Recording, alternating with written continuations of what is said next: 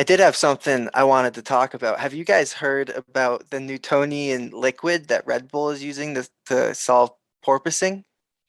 Don't do it. Don't do this. It's crazy. I know what. No, I do.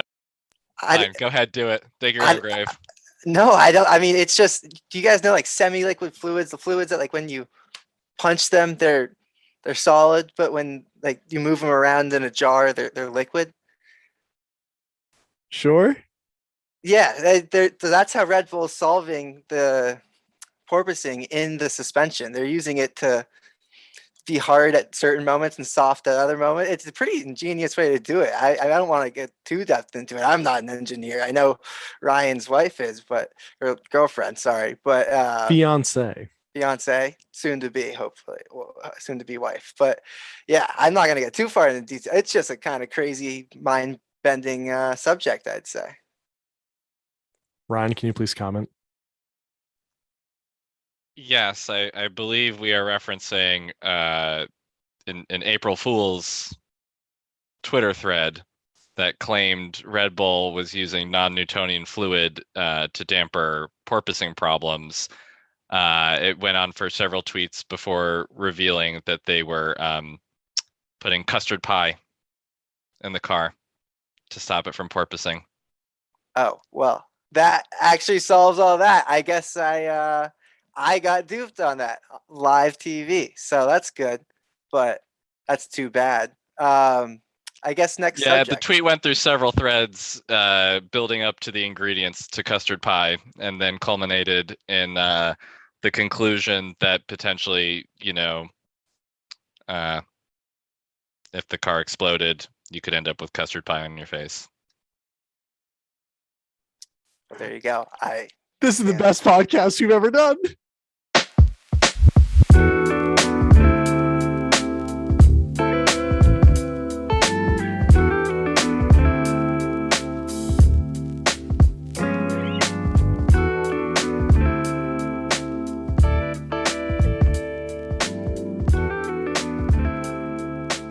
Hey, Sip, just a silent participant here. You're just gonna sit there quietly and watch. Who, me? Yeah, man, live show. Live show. Okay, live audience. How about that? Oh yeah. Are we live right now? I mean, we're recording. We're always recording, Jimmy. That's true. Well, what's up, bro? Hey, Sip Sip, Talk. Jake's here too. Mike's here. Stav's here. Oh, what's up, boys? We're in the room, but Yeah, we're all in our on our living room right now. What's happening? What's up, Reeks? How's it going, Reeks? How we doing? Good. Do you know we have a live audience downstairs? You have a lot. Yeah. They're doing that, I guess. I think this is the first time I've had a live audience. Either that or when I did an MMA episode with Bobby, and I think he was golfing the entire time. I was with him. Yeah. Yeah. He was golfing. Actually, real quick, I'm just gonna grab this. I can shout out Kimi Räikkönen, just the goat. My goat. But in the background, it looks like a full-size helmet. Does it? And then you Yeah. brought it to the foreground. Well, we can keep it back there then. How's it going, everyone? And welcome to Sip Talk. We are finally, after months, perhaps years of requests from multiple different countries, including our loyal fan base in the Netherlands. We are very popular in Max Verstappen country. We are doing an F1 pod. I am joined by my usual co-host, Alex Sippis. I am joined by my friend Ryan, who I just learned I cannot pronounce his last name. Ryan, how do you pronounce your last name? Lucked. I'm here with Ryan Lucht. We are very lucky today to have him. And I am joined by my good friend and fellow Ferrari fan, Andy Regan. Regs, how are you? Doing well. Thanks, Pete. Good to be here. I've been wanting to come on the pod for a long time. So before we get into what has already become a fantastic F1 season, and I say that because Ferrari is first in the constructors, and that's really all I care about at the moment, I'd like to talk about Drive to Survive. Perhaps one of the biggest shows on the planet right now, the show that has brought the love of F1 to our country, the United States of America. We are now getting 3 F1 races in this country in the upcoming years. However, a little disappointed by this season of Drive to Survive. A little disappointed. So first, I do want to go around the room and ask, what was your favorite episode of this past season of Drive to Survive? Because I believe there's only one answer. Alex, what was your favorite episode of Drive to Survive?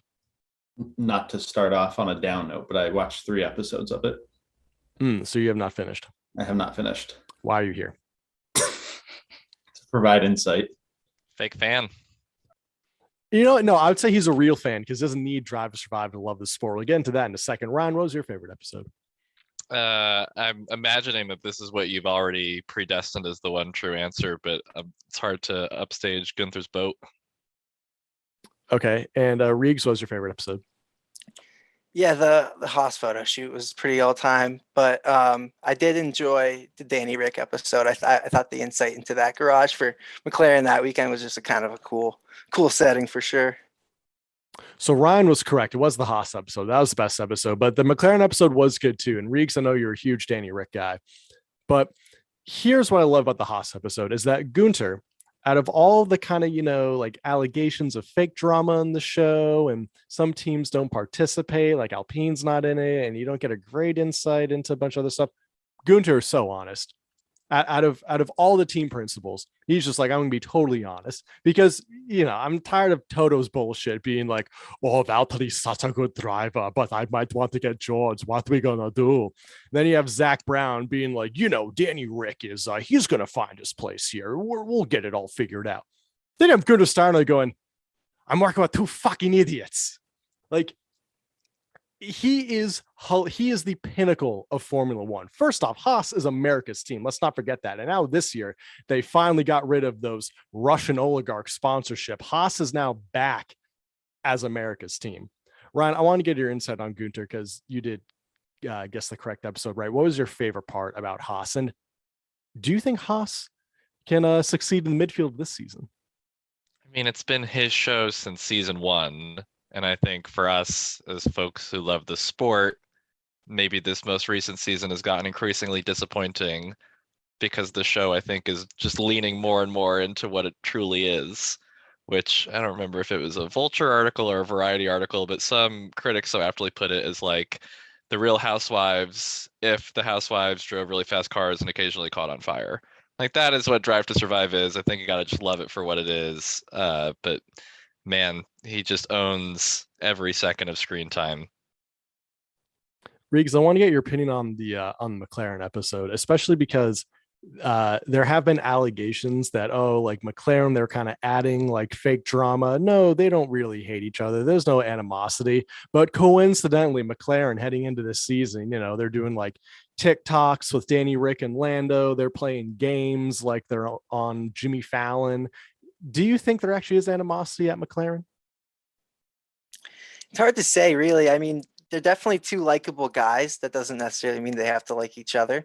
I think there is always going to be a little bit of competition with your teammate. I mean, you're never going to be complete best friends. Like Carlos and Lando was quite an exception on that. I don't think they're as close as those guys were. I think there's definitely a little bit more animosity between each other than those guys because it's a young bull wanting to take young calf wanting to take on an old bull. So I think there's definitely reasons for Danny Rick want to stay on top, but yeah, I'd say there's probably something there. Zan, I need to ask you a question because as we were talking about Drive to Survive, you just collapse on your Zoom screen and I saw you just toss a cat out of the way. What the hell just happened? As Ryan now knows, my cat Finn. Thank you for taking care of him. I know he was very warm and cuddly to you, Ryan. However, he sees a foot just hanging out. He attacks it. So I went down because I'm not in a chair. I'm just kneeling. And the only way to get him off is one of those, just to throw. Why aren't you in a chair? I don't have any in this room. There is a chair in that room. Too bulky. Go on. Okay, the 2022 F1 season off to a fantastic start. Ferrari really showing they have just, the last few years, after the really good year, then they kind of been rebuilding, and then they had a bit of a scandal with their power unit, and we just kind of forget about that. They look really good this year, and I don't think these past 2 races have been a fluke. I think they have the best car. I think Toto is super angry because I think Toto knew he wasn't going to have the best car this year. And so last season was going to be his like last time for victory. And then he could say, well, our car isn't good this year, but I always win. And then he didn't win. So I do want to get your opinion on Mercedes this year, but also I want to get some opinions on, do you believe that Mercedes was robbed last year? Let's go around the room. Reeks, was Mercedes robbed last year of the Drivers' Championship? I'd say 100%. I mean, I've always watched Lewis. I've seen his whole career, so I'm a bit of a Lewis guy. I might be a little biased, but I think Michael Massey deserves to get fired because he kind of broke every precedent there is. So, in that sense, yeah, they took it away from him, and it's a bit of an asterisk on that. But am I supposed to talk about that this year now? No, you actually are not going to talk about this year now because I have something to say to you. You are currently wearing a Felipe Massa Ferrari hat. You want to talk about asterisks?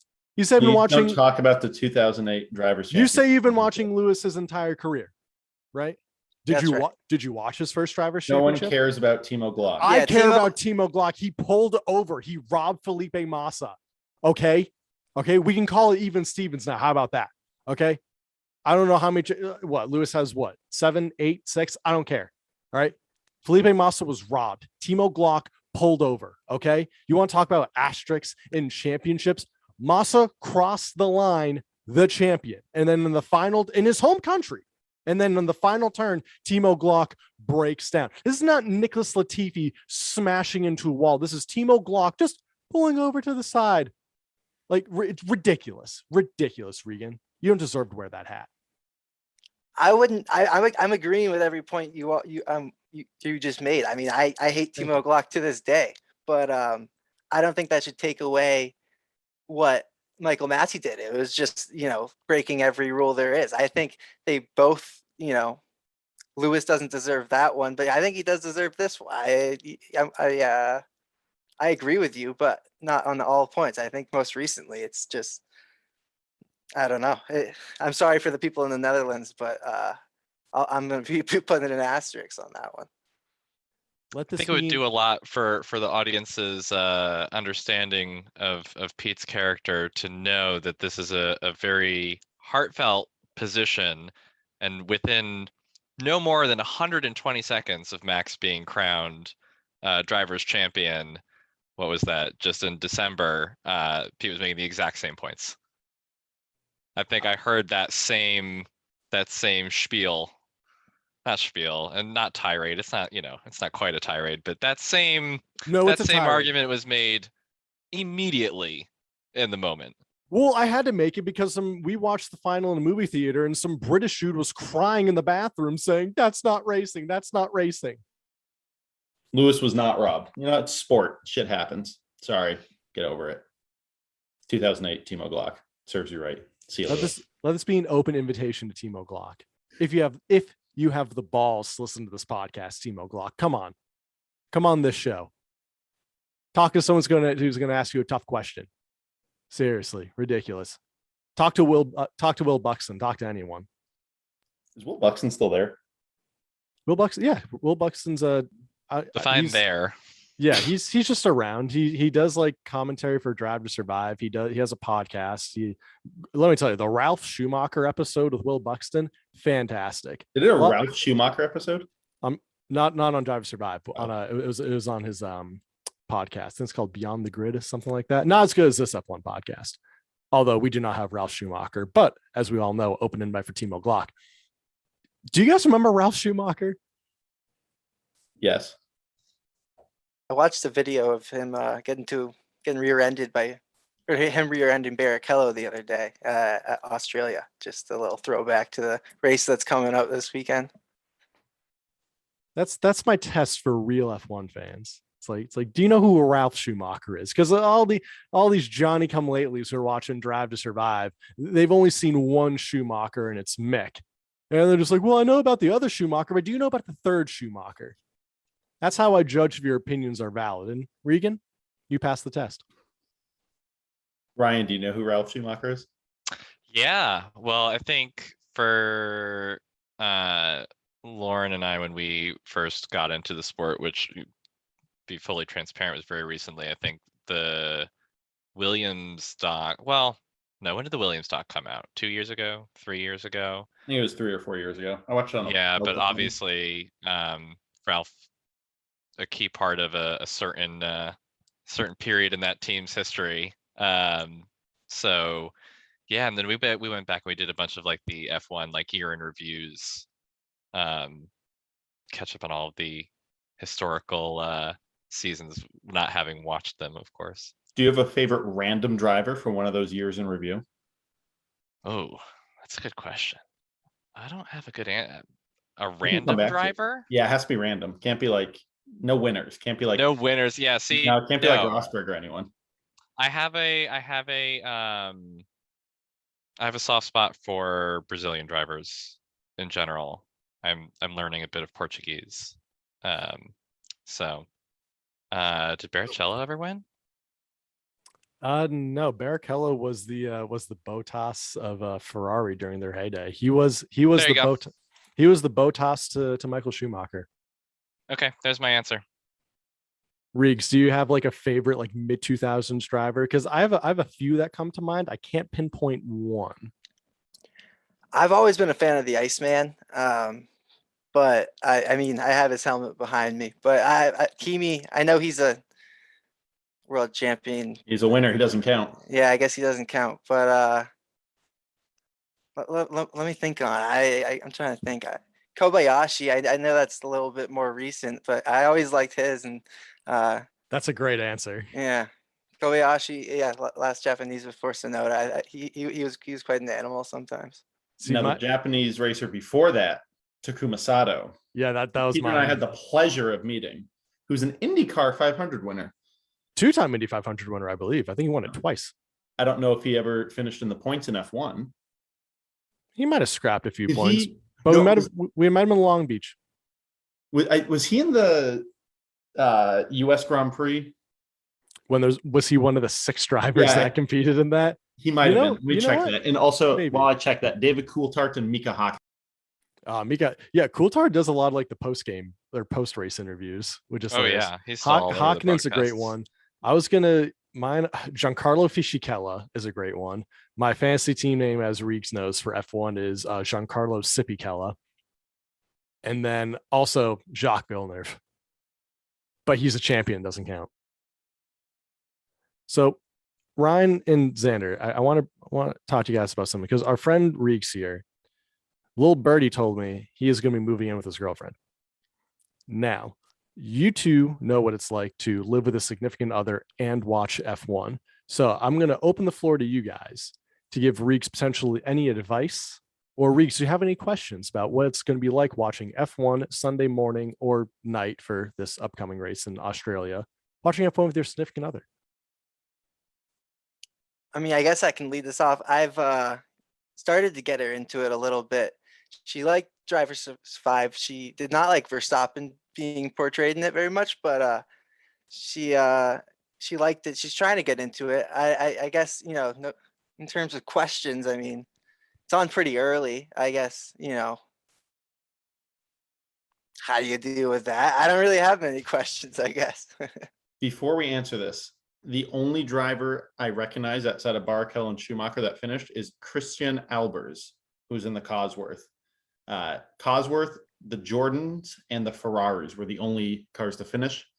Sato did not finish in his BAR Honda. However, he qualified 8th. That's going to come up at trivia next week, Alex. Get that one, put that in your back pocket. We were talking earlier, is trivia harder, but we'll save that for a different discussion. No, it's pretty easy to watch. And, you know, Reegs, what you have to do is you have to pick and choose when you do, right? So, you know, working from home, Friday practice on at 10 a.m., have a work call going and Friday practices in the background.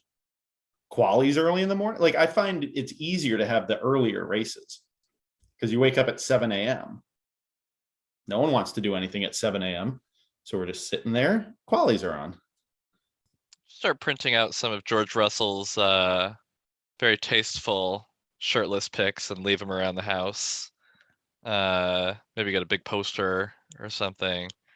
No, I have the easiest possible experience imaginable in that my fiance is an engineer who has worked in the automotive industry previously. So there's no anyone getting anyone into anything. It's very much a shared passion in this household. Ryan, did you see the Vanity Fair shoot? Yeah. Some of those outfits, man, like I consider myself pretty hip to high fashion, meaning that I have a broad tolerance for some of the more out there ideas in high fashion, but a good half of those Vanity Fair shoe outfits, I did not They're get. not out. They weren't outfits. They were they're costumes. They're not outfits. Like outfits are something you would wear out. A fit you wear out. Those were costumes. In no scenario would anyone ever wear, like maybe Lewis when he like is like walking to the track during practice. He has those outfits. Like Pierre Gasly is not walking around with a giant bow Let's on pull his these back waist. up. Yeah, I remember the Pierre Gasly look being very Harry Styles. I got to pull the photos back up and look at it again, but I mean they're all a little Harry Styles. Yeah, the Lando and the sort of like newsboy hat and tank top looking like he's, from the 1920s.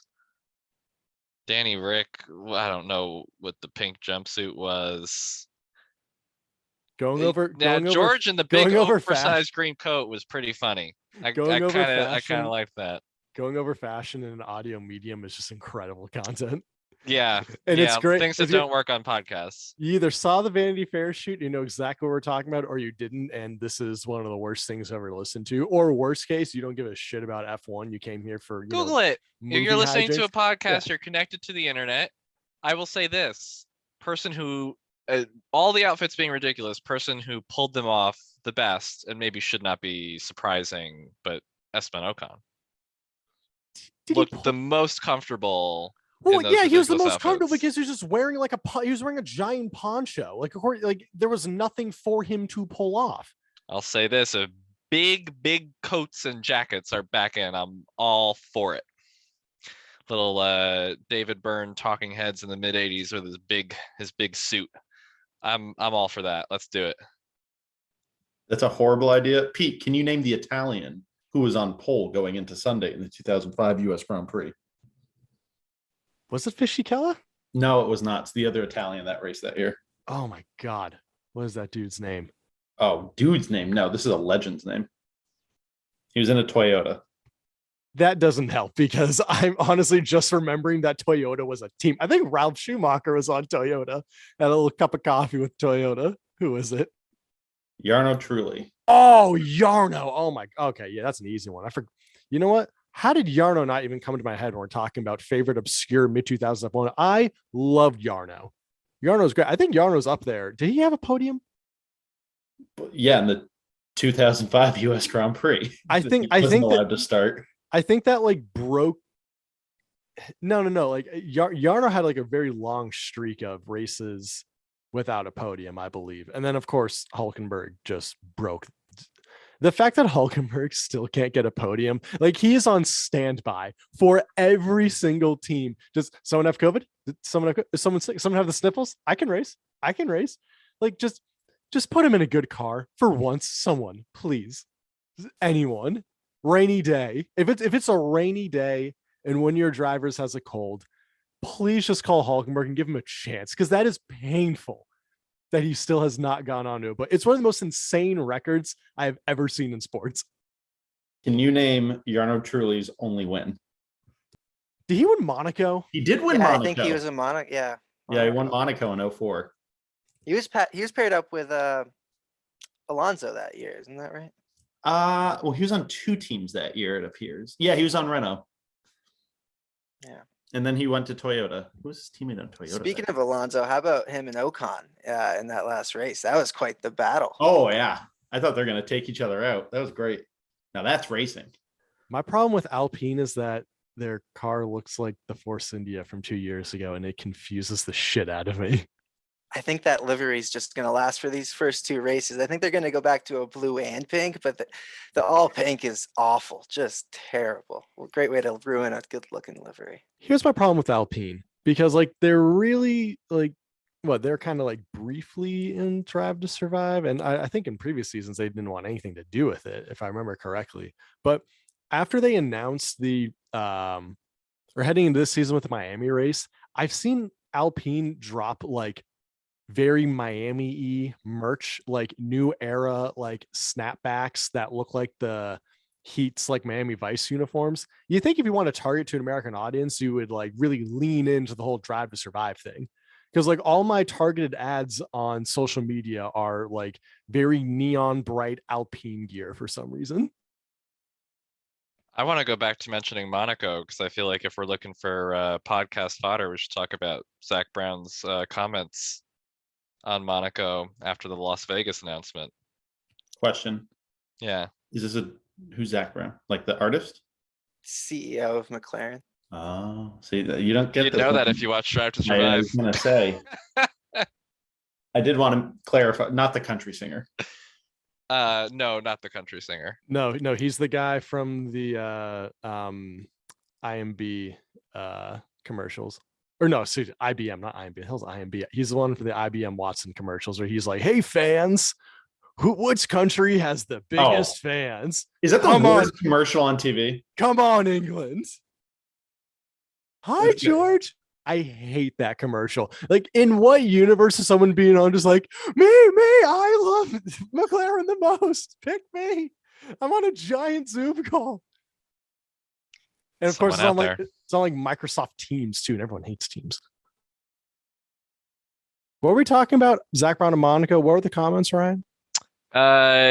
I mean, I think they got blown up a little bit, but he was saying, Monaco, the value of Monaco to F1, it's always been so, glitz and glamour, but now with things like Miami and Singapore and Las Vegas on the calendar, Monaco is going to have to step up its game, both in terms of their commercial terms, but also in terms of the track and its, race ability, for it to retain said value on the F1 calendar. And I got quite a few. Yeah, I was gonna say it got quite a few folks up in arms who are, traditionalists and historical value and but I do think there is some validity to, Monaco is barely a race and the cars have only gotten bigger. You know what you should do then, Ryan? Win pole. How about that? Here's my problem. Here's my problem with Brown's comments is that you are right. Monaco is a very, the cars are getting bigger, is a very tough race to have, a very exciting race experience. But like it's part of the Triple Crown. It's Monaco, Indy 500, 24-hour Le Mans.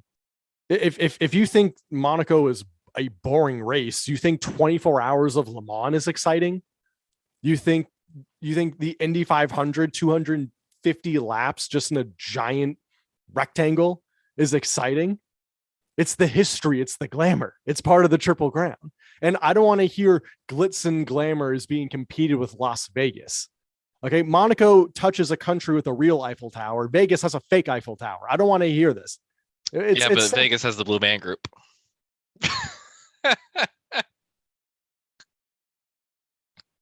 What it sounds like is a lot of, American exceptionalism. It does. And I think that's a little bit intentional coming from Zach Brown, right? I think he's posturing a little bit in the media and drumming up more American investment and American interest and whatnot. I don't think he would ever raise his hand and actually suggest removing Monaco from the calendar by any means. I think everyone took it a little too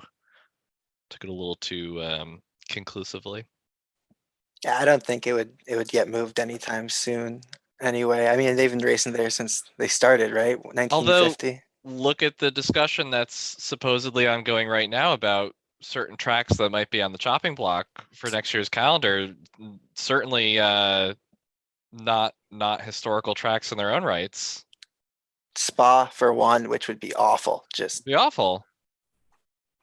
That W Series crash was terrible, but that doesn't mean that we can't rate. That doesn't. I mean. Well, there's been some pretty bad crash. Like the W Series crash was bad at Spa. The Formula 2 crash a few years ago that killed someone was bad. But I mean, Spa is Spa. Reeks, you know how disappointed we were when we didn't have our Spa day last year. Do you know how sad that was? It was a hard day. It was really hard. I mean, I was think I was trying to watch the race for about 6 hours plus. It was awful, but never even got the spa day. I did have something I wanted to talk about. Have you guys heard about the Newtonian liquid that Red Bull is using to solve porpoising? Don't do it. Don't do this. It's crazy. I know what. No, I do. I, Fine, go ahead, do it. Dig your I- own grave. no, I don't. I mean, it's just. Do you guys know like semi-liquid fluids? The fluids that like when you punch them, they're solid, but when like you move them around in a jar, they're liquid. Sure.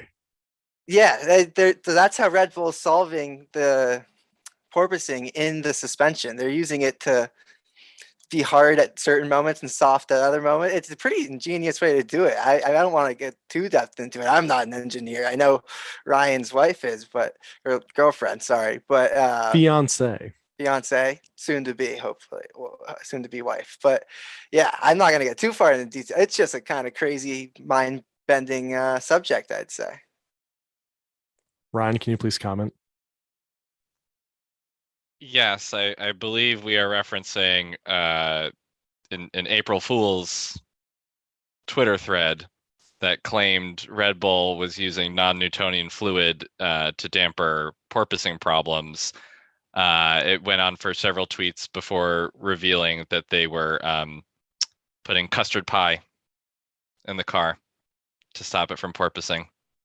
Oh, well, that actually solves all that. I guess I got duped on that live TV. So that's good, but that's too bad. I guess next Yeah, subject. the tweet went through several threads building up to the ingredients to custard pie and then culminated in the conclusion that potentially, if the car exploded, you could end up with custard pie on your face. There you go. I This is the Yeah. best podcast you've ever done. stand corrected. I should look into that. I should make sure that there's not actually non-Newtonian fluid being used, but I'm 90% sure we're talking about an April Fool's Day Twitter thread from at Scarbs Tech. Yeah, that's the guy. I got absolutely you didn't- duped to the moment. You didn't read 5 tweets in? Only No, got the top I one. didn't see That's that at fair. the time. I think I That's shared fair. it. I shared it. Is this from like Ballsack Sports European Bureau? No, it's usually a pretty good No, technical guy on this Twitter. yeah, this is an actual technical guy, and he just decided to do a good April Fool's joke. The best Shout part out. of this is when Ryan started going, don't do this, don't do this. I was like, oh, it must be some like conspiracy theory, like inefficient way of doing something. Never in my wildest dreams that I think that was going to be the answer. That was Well, great. Shout out at Scarbs Tech if you want to check him out.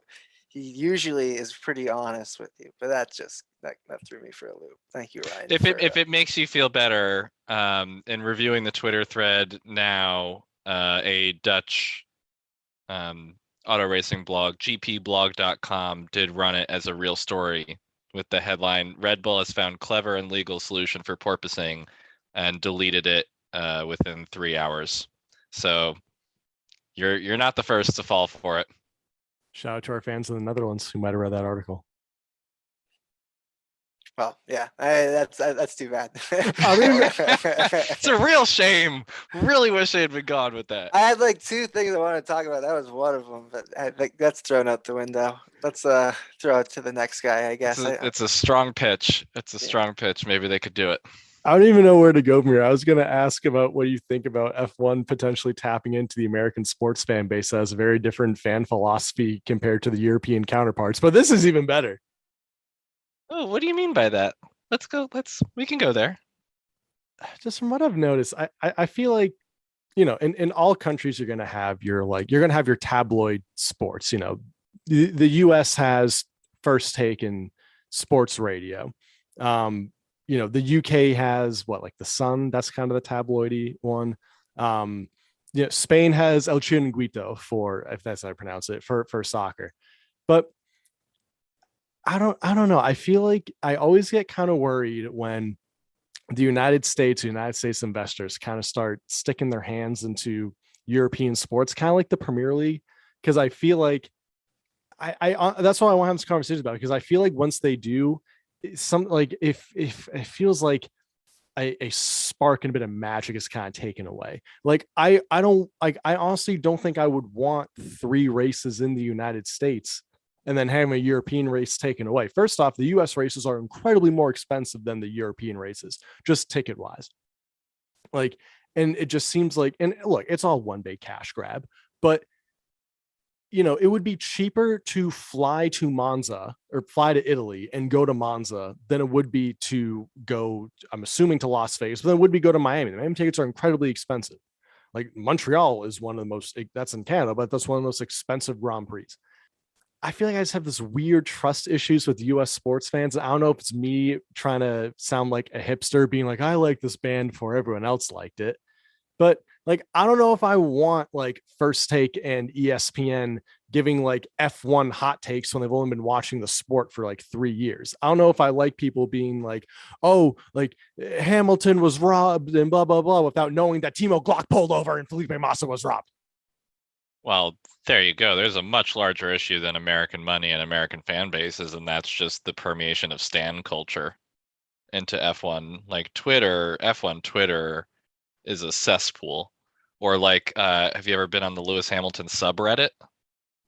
It is I a don't. I'm assuming the guy warped, crying in the movie theater is in that it is a subreddit. warped reality field through and through, and it's the same sort of preposterous, self-important um online brigading that happens like in the pop music world, where Charlie XCX stands send nasty messages to Taylor Swift stands over whose album is going to be #1 this week. But it's permeated into certain corners of the fan bases for some of the most popular drivers. I think that's far more toxic than, I mean, American investment, American fan base in F1. I mean, I don't think there's any escaping it with Liberty Media owning the sport. It's an excellent point. And you're totally right, because it reminds me of when Zara and we went to the Laver Cup in Boston, like, which is Roger Federer's like big, tournament, and all the tennis stars there. And Roger Federer was supposed to be playing, and then he was hurt and did not play.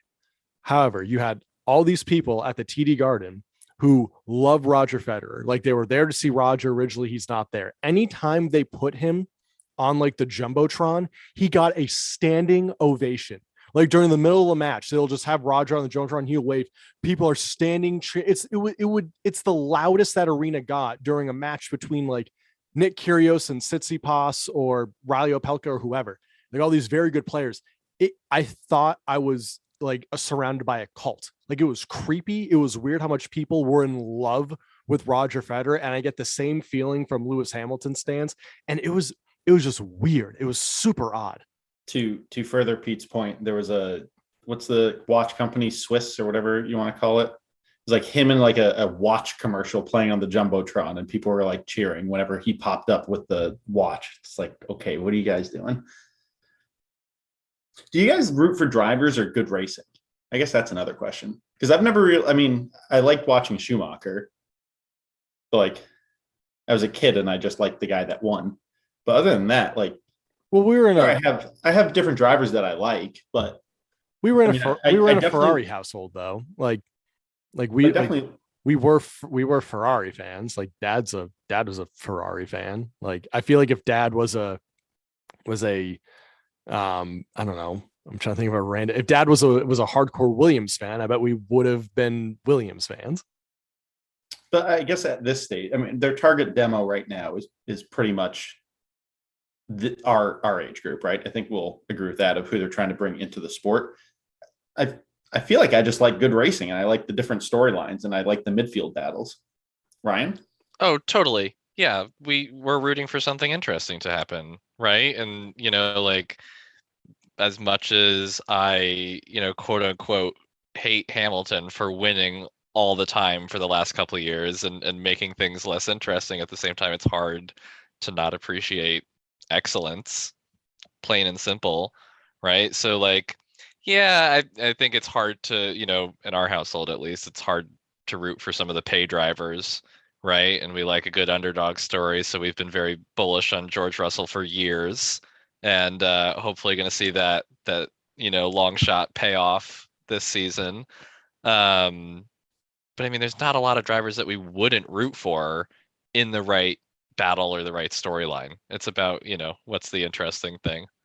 Yeah, that's why I find it so weird. Like there's the obsession with the individual driver. I mean, it's I think that is it's a profitable thing, and it's much easier to market to new fans. A cult of personality is so much easier to grasp than the nuances of what goes on over this year-long, weeks off in between. You're either fully following it or you're not. You're not as likely to appreciate the nuances of the midfield battles or the season-long storyline or anything like that. But is it Americanized that they're only No, rooting for the I number one? Because I don't- soccer doesn't necessarily have like in American sports. Let's take American auto racing. No one gives a crap who finishes 7th in a NASCAR race, right? I think it's a generational thing. I don't think it's a nationality thing. I think it's a young people thing. I think it's social media driven.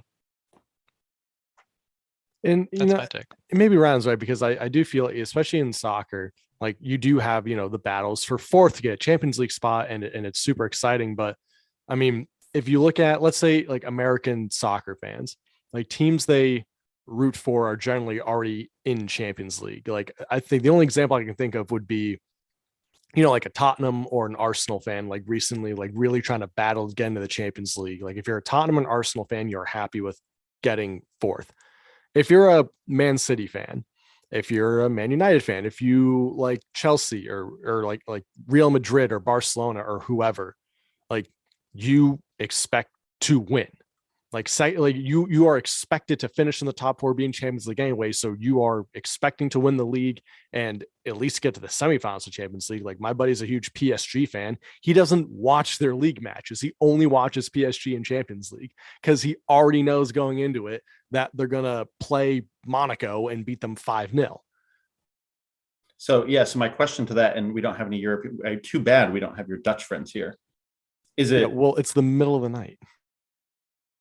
I understand how time zones work. Thank you. But like in all, let's say the big 4 US sports, like no one gives a crap if you finish 5th. Like it's all about winning it all. No one cares. So is it the Americans who are having these, let's say, lofty expectations and only care if you win? Or is it F1 is not a US sport. I mean, it's becoming one, but like traditionally, do people only care about the winners in F1 from an international sense? I don't know the answer to that. I think the midfield battle has always kind of been a thing. Like if you look at I can't really think of a good example, but some rookies or something like that, when they score their first points, it's always kind of been a historic thing. Like it's something you root for. I think, certainly the money you get between a 4th and 5th place finish has always been quite an advantage. So I think between the teams, it's for sure always going to be competitive. I think internationally, I'd say people have been paying attention. I think I can only think of recent examples of rooting for teams like Haas to score points or for them to finish like 4th or 5th. But I'm sure it goes back, and I think. I can't exactly remember what the midfield battles were back in the 2006 days, but I think it was a thing back then. So my roommate, who is a big F1 fan but could not join us tonight, he's a huge Ferrari fan. I love Ferrari. Ferrari is my team, and Charles Leclerc, when he was a rookie at Alfa Romeo, like I was really rooting for him. I was rooting for Alfa Romeo in the midfield, probably because we had Alfa Romeos in our driveways growing up. That sounded weird and privileged, but whatever. It's okay. They're shit boxes. Sorry, Dad. But we love Charles Leclerc, we love Ferrari, so we root for them. But we've been going crazy watching qualifying and seeing K-Mag do well. I'm making the joke that Haas is America's team because it is, but I would love for Haas to be America's team, to have this country rallied around Gunter and Mick and Kevin Magnussen. It's a lovable team, but can you get America to rally around the team that maybe, just maybe, like the highest hopes you can have is like 4th or 5th? I think it's a bit harder in that when you phrase it that way, I think it's going to be a little bit harder to get people to buy into the Haas being their team for sure. I mean, I think people always want to choose a top team for that if they're going to be new to the sport and they get to choose. But I'd say, like you were saying, you were born into a Ferrari household. I think there's always going to be that aspect too. But in terms of new fans, it's going to be hard to pick Haas if they're, scraping by for points, or I don't know. I guess that's kind of a. Yeah, and that's kind of, I mean, I feel like we see this with soccer too, is most of the US fans, like, they're new fans. So they don't have the tradition of sitting with their dad or their grandfather, whoever, watching Crystal Palace battle it out for the 10th spot. Like, of course I'm going to pick the winner. They're really good. They have all the best players, especially now that, I mean, they've always kind of been, but like just social media has made it so much easier for individuals to become the bigger player. So yeah, you watch Man City. Of course I want to watch Sterling. Of course I want to watch all the great individuals play on these teams. So I'm not going to pick some random ass. Well, I did for soccer, but that's beside the point. You're a Wickham fan. Wanderers. Yeah. So I mean, again, it was kind of an open-ended question, but I guess that was kind of a long-winded answer about Peter's American influence in it. And I think that's where you see it, but. I think the beauty of F1 though is that there are only 20 and change. There are only 20 drivers on the track and there's only 10 teams. When you're such a narrow scope like that compared to football, where you've got a couple hundred athletes, if you follow the sport even nominally, it's very easy to pick up on the arcs and the storylines of each individual person and team. And it's hard not to find moments where you can feel really good about anyone that you want to see win, even in relative scope, right? So like all of us are feeling really good about Haas right now. Like K-Mag coming back, taking the pay driver that everyone hates seat and succeeding immediately. It's hard not to feel good about that, right? Like hard not to feel good about Checo getting his first pole last week, even if you were hoping Verstappen would take it or rooting for Ferrari overall. There's just like week over week, not every week, but enough of the weeks in the year, there's some kind of highlight, feel good story or piece of intrigue or drama. And I think that it's the size of the field that allows for that, right? Otherwise, you'd have to be really devoted to be in the know enough to appreciate that. Like certainly, like American football, I'm a Green Bay Packers fan and I know what's going on with the Packers, but everything else that's going on in the league, I pick up on when they come play the Packers, right? I'm not watching, ESPN First Take or whatever, Skip and Shannon every morning to know what all the narratives are. That's way too much. Are you kidding? What do you, and this is interesting with the terms of kind of like the individual athlete. Like Xander and I talk about, baseball all the time because love baseball. One of baseball's biggest problem is that like you could run into Mike Trout at Whole Foods and honestly might not even recognize him. And he's like one of the best players of a generation, but like you only see him three times a game pretty much. He's only batting 3 times. That's the only time we're seeing him get some action. F1, you're kind of seeing there's the action. Like there's your guy. It's not like baseball where you're only going to see your favorite athlete 3 times at bat or for 6 innings when he pitches. You can get F1 TV and follow that one car the entire race if you want to, or you can watch a race and have a good idea of how your favorite driver is doing. I think that's what really taps into the American fan base well, is because we really do like our individual athletes. It's why we love basketball. It's why we're so infatuated with the quarterback carousel in the NFL. I also think F1 races are much harder to predict. The field of possible outcomes within a race, like probabilistically, is so much larger. So, like there's all the statisticians that like to predict baseball games or seasons, or, like the ESPN win probability meter for football games that like adjusts over time. Like That's somewhat feasible to do for a lot of other sports, but like the tail risk events in an F1 race, safety cars and huge crashes or just random retirements, whatever, are so much more common that I don't know. It's like it's definitely a little bit of a slot machine thing that keeps you on the edge of your seat a little bit more. And that's a great point because I mean, I agree with you. Like most like advanced analytics, like baseball, especially because it's individualized, so it's not like you doing like you're not giving something up if you put someone else in, but it's a culmination. But yeah, F1, like maybe the pit crew can't get Bottas's tires off. What's the X factor for that? What's the X factor of a Haas? Just gearbox stopped working.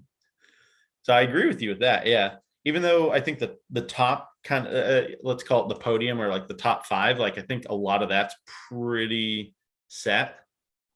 Maybe. There's I don't not know. This too year much feels like anything variation. could happen. Well, I think that's also a result of the car change. I think Yeah. that did wonders for the parity of F1. The regulations, I think, are the best thing ever. I mean, to see like I mean, we've talked about like a team like Haas getting back into the fight. It's awesome, but I mean, it's not awesome for everybody. Everyone in the Ferrari power unit is kind of, sorry, Mercedes power unit is kind of struggling right now. I don't know. What do you guys think about that? Like, is it the power unit for all those teams, or do they have other issues? Before we go into that, I really like what you just said about the regulations because like most sports are, especially US ones, are just so entrenched in traditions and whatnot. And F1's like, fuck it. Baseball is going to die at their own hand if they don't change the game a little bit. That can be a new podcast. Don't worry. But No, I have strong F1's opinions like, on that as someone who does not watch baseball yeah, and has feelings on why. yeah. That's Could you imagine once every 4 years, baseball is just like, okay, we're moving in the outfield 10 feet and the bats are getting thinner. What? Yeah, too many home runs, fences out. But like that's what F1 did. F1 is basically like DRS. That's now a thing. Yeah, Refueling where Jos Verstappen is catching on fire. Not a thing anymore. yeah. I mean, they've done such a great job. I don't know, Ryan, if I've talked to you about this, but like, and I guess Riga, if you used to watch it growing up, like qualifying used to be an hour session. No one did anything. And then with 5 minutes left, everyone went out and put out a hot lap. That was it. Yeah, we've talked about this a bunch. Yeah. Yeah, And then they're like, fuck it. Let's do something different. all the bad teams will just go pick up the marbles, but no one really does that anymore. No, it's a I mean, shootout. You got to get going. Isn't that a very European thing, though, to take this very rational, iterative approach to evolving your sport versus we're never going to break from our tradition? You know, think about NFL debating overtime rules and how like stuck we are in a system that clearly kind of sucks. It's a very different way. That's the other thing I like about F1 too, and I think one of the things that appeals to me so much about it is, again, because the field of athletes is pretty narrow in terms of ability to drive. I'm pretty sure that all 20 drivers on that grid, like, I think the difference is all in like very minor mental errors. It's 1% differences in ability to drive. So you get to watch the fruits of team strategies play out very clearly. In football or baseball, sure, there's, you know, data and analytics and there's strategy, but it's very hard to tell where the strategy is working or not versus the execution on the field. And in each individual athlete, because they are much larger team efforts and individual pieces can pick up or fall down. So as a spectator sitting on the couch every Sunday morning and for 2 hours, 2.5 hours, like working backwards through the logic of each team and trying to think, okay, what move are they considering? What move are they going to make next? What move should they have made? I mean, this is me just being really dweeby. But that to me is so much of the fun of the sport, is how much of the chess game strategy is.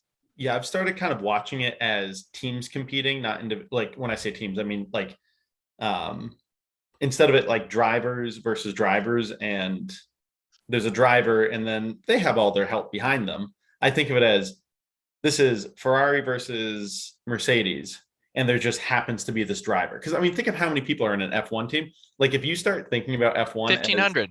yeah, it's like he's just the driver. That's all he is. Like that is his little part in it, and every other part is like the pit crew. You better have a 2-2 pit time.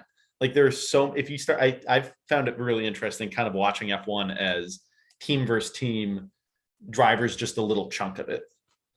And the drivers, like the best, like the way that the drivers excel against each other is not necessarily to outperform each other. I mean, yes, but that's so small compared to just don't fuck up. That's the main driver versus driver comparison, is who fucked up this week. And it is usually Mazepin. Well, good riddance and goodbye. All right. Before we wrap up this podcast, we do have to go around the room and give, any bold predictions, any hot takes, who we think is going to win the championship, the constructors. So let's go around the room. Xander, any predictions for the 2022 F1 season? Alpine comes in third. That's a bold take. That is bold. And Hamilton retires at the end of the season. Also bold. Brady didn't. Ryan, any predictions? Yeah, so I've got this hypothesis I'm cooking up in my head. I have no evidence, but it makes sense to me. If Mercedes can't drastically improve the car and they're still kind of struggling around third or fourth, my bold prediction is Russell outperforms Hamilton across the season. I think with a tricky car, I think that's going to mess with Hamilton's head more. And I think Russell's got a couple years of experience wrangling an unruly car into places it shouldn't be. I want to see it. That goes against your slighting of George Russell the past couple of years, though. No, It goes against my what? I thought you said you weren't really a George. You and your Oh girlfriend no, big George Russell fans. Oh, I'm big- I'm oh, long. sorry, I'm sorry. long on George Russell. I'm not like the person that was cocky from the get-go about like Hamilton's going to be getting a run for his money this year or anything like that. But I think with a tricky car, I think there's a world in which George would do better under those conditions than Lewis. Yeah, no, sorry, I just misheard you earlier. I'd No, you're good. agree. I'd agree. I think there's a chance for it for sure, but I'm going to bump it back to me. I misread the standings. I thought it said that Alpine was 2 points behind Red Bull. So I'm actually going to take back my hot take of Boo, third. coward. Nope, it's locked in. It's locked in. All right, Alpine third. It's locked in. They're gonna double podium this weekend. Yeah. Reegs, what are your predictions? I think Sainz might be able to beat Leclerc out for the championship. I mean, I'm definitely hopeful for it, but I have some kind of reasoning behind it. I mean, it's gonna be tough because, like Red Bull, I think Ferrari's built that car a lot behind Charles, and as Red Bull has with Max. And like, I think for Checo or Sainz to beat their teammate, it's going to be much harder because that car is built around either one of them. But, Sainz has moved around from car to car, team to team more than anyone else in the competitive teams have. So I think he has he has the ability to adapt. I think it's going to be hard to see if he can show up every race, but Charles can, so that's the tough part. But I think a bold take is that Carlos takes home the World Driver Championship. Okay, so first, I believe that Ferrari wins the constructors. That's one prediction. I also believe that at some point this season, the Ferraris will take each other out of a race.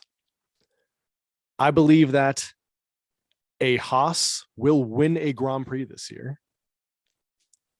It will have to rain, but I believe a Haas will win a Grand Prix this year. I like it.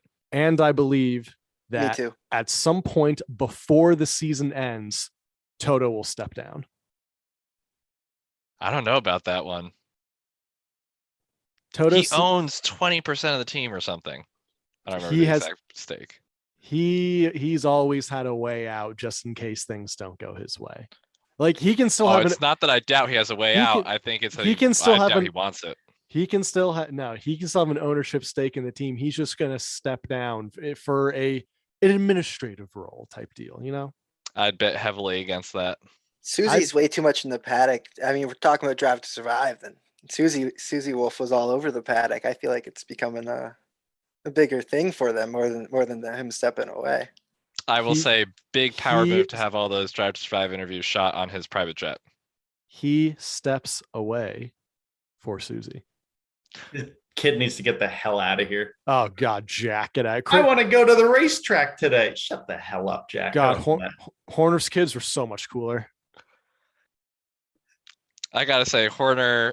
I mean, look, I've rooted for Red Bull for the last couple of years over Mercedes, but Horner in Drive to Survive specifically, I'm getting a little sick of his shtick. I'm Team Toto, officially. I'm team neither. They're both douchebags. Yeah, but Toto's a douchebag who speaks 6 languages and makes an obscene amount of money a year. If you look at Mercedes' profit and loss statement, which you can, Harvard Business School just did a case study on Toto and Mercedes. If you want to throw $13 at them, you can get it, and it's got their like financials from the last couple seasons. But Toto's 20% ownership stake alone, like regardless of salary, like he's pocketing, I don't know, $15-20 million a year or something like that. So I'll go Team Toto. That's my take. I'm Pete Citizens Sip Talk. Thanks for listening. All right, that was a good one. Good job.